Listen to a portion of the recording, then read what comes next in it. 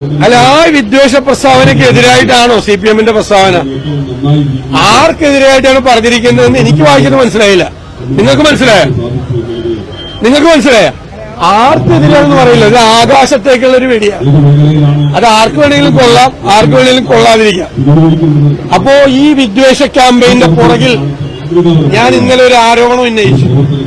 മുഖ്യമന്ത്രി പറഞ്ഞിട്ടാണ്, മുഖ്യമന്ത്രിയുടെയും CPM-ന്റെയും നറേറ്റീവാണ് വെള്ളാപ്പള്ളി നടേശനെ കൊണ്ട് പറയിക്കുന്നത് എന്നുള്ള ഒരു ആരോപണം ഞാൻ ഉന്നയിച്ചു. ഇന്നലത്തെ CPM-ന്റെ പ്രസ്താവന വന്നതോടുകൂടി ഞങ്ങളുടെ ആരോപണത്തിന് CPM ഒന്നും കൂടി അടിവരയിട്ടിരിക്കുകയാണ്.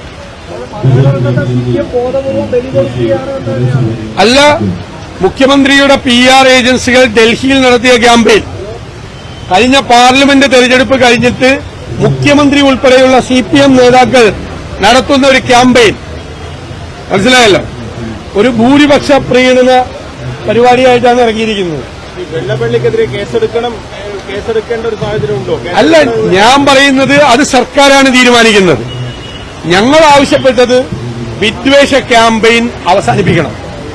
ആര് വിദ്വേഷ ക്യാമ്പയിൻ നടത്തിയാലും കേരളത്തിലെ പ്രതിപക്ഷവും UDF-ഉം അതിനെ എതിർക്കും. ന്യൂനപക്ഷ വർഗീയതയെയും ഭൂരിപക്ഷ വർഗീയതയെയും ഞങ്ങൾ ഒരുപോലെ എതിർക്കും, ഒരു സംശയമില്ല. ആര് പറഞ്ഞാലും എതിർക്കും, ആര് പറഞ്ഞാലും.